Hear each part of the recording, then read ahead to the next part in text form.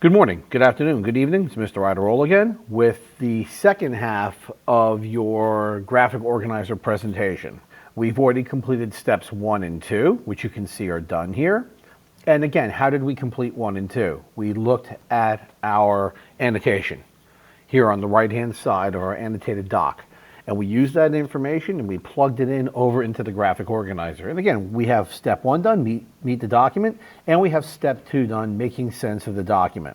So the peanut butter and jelly for this document are done. Okay, and you'll notice everything's filled in there. We're good to go. Let's move on to step 3. 3 and 4 are actually kind of easy. And I'm going to kind of tighten these up a little, bring them a little closer. There we go. So 3 and 4 are much easier. What you have to do with 3 and 4 is pick 2 historical inferences.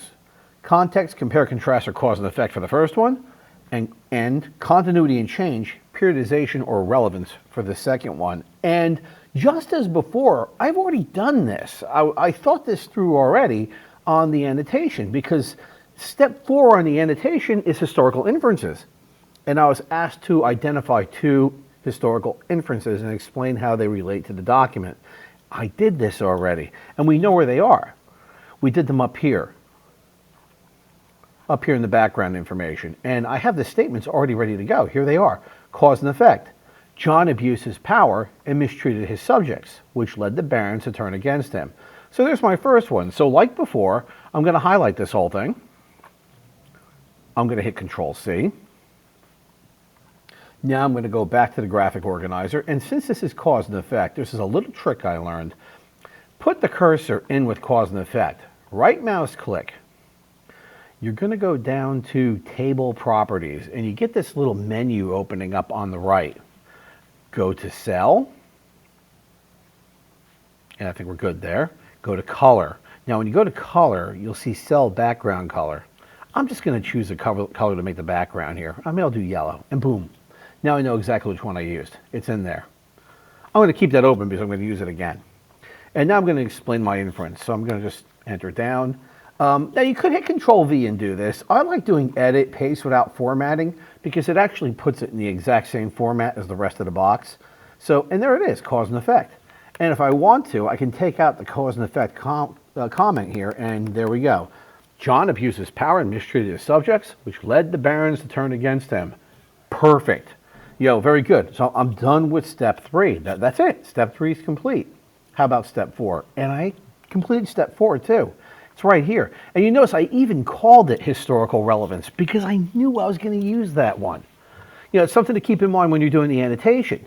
Keep in mind you're going to have to use these 2 categories of historical inferences. So choose one from the first category and one from the second, and you're good to go. And I actually did that. And here's my statement right here, right? Limited government, or rule of law, individual liberties, and shared powers were major principles of the Magna Carta and are considered major principles of modern democratic societies today, the today being the big deal. So once again, I'm going to hit Control-C on my keypad. I'm going to come back to I know it's historical relevance. I'm coming back to the graphic organizer. I'm going down the Cell Background Color. Now I'll make this one a cute blue. And down here, I'll hit Enter once. Again, I like doing it this way because it keeps the formatting the same. I go to Edit, click on it, paste without formatting, and boom, I'm in. And there's my statement. The only thing I might change on this one is I said MC here. I think I'm going to go change this to Magna Carta, and I think I did that on the last one too. Okay, and I'll turn it into a complete sentence there. Done. So steps 3 and 4 complete. Step 5 is not difficult. Again, I basically identify the meaning of credibility and authenticity here for you. I talk about perspective and bias here. And what you have to do on this one, and just to make things a little easier, I'm actually going to drop this down here. What you have to do on this one is determine whether it's authentic and credible. Now, we already did this. If I go back to the annotation, this was the last thing you had to do. Address the bias in the document. Address the credibility of the document and the amount of bias. And I did that right across, right here. Okay, there's credibility. There's bias. They're actually here already. I have those in. And when I looked them over, that's what I came up with. So I've done this already. So again, same thing. I'm going to highlight what I did here for credibility. It says this document is a credible document because many copies of the Magna Carta were created and at least 4 of them survive today. Perfect. Control C. Back to the graphic organizer. Now, the fact that I said that, my best guess is here that I'm probably looking at a document that's pretty credible. Okay, even if I had a doubt, maybe I'll go with 4. And again, I put the cursor in 4. I go to this cell background color menu on the right. I click on a color. I'm going to say it's like a 4 to me. I'm going down into the document. Again, edit, paste without formatting. There's my statement, and I'm good to go. How about bias? And again, back into the annotated document. And I even called it bias. It's right here. There it is. That's my statement. There is much bias in the Magna Carta, given it was written from the point of view of the nobility and from the nobility's perspective. The barons are holding King John prisoner until he signed the Magna Carta. John had little or no say in how the document was written. How about that?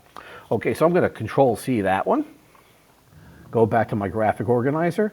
Now, the fact that I said it has a high bias, I don't know if it's 1, but it's got to be 2 or 3. I can't imagine that the king had much say in this. The nobles had most of the say.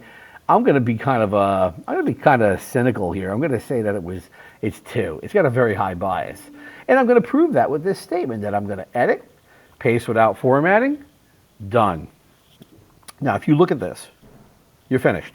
I'm going to close out my little table properties thing here. The document analysis is complete. Now, no offense, look how easy that was.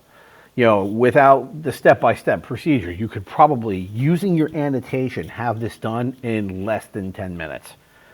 So it's not that difficult. I would like to point one other thing out before we're done. You've written any type of response right here in the graphic organizer because we've identified the document, we've made sense of it, we show how it relates to historical inferences, and then we actually evaluate the document by looking at authenticity and bias. So if you had to write about this particular document or answer the prompt about government, look at all the information you could provide right here. You probably have 2 paragraphs worth of information. So next time, we'll learn how to turn this into a written response. Okay, now that's next time for the Mayflower Compact. If you're not aware, I'm going to give you the Bill of Rights to do. You're going to annotate the Bill of Rights. When you're done with your annotation for the Bill of Rights, you're going to complete a analysis using a similar graphic organizer to this for the Bill of Rights. And that one I'm grading. So do keep that in mind. I will attach the rubric to it. You'll know what your expectations are. So with that, thank you very much. Have a good day.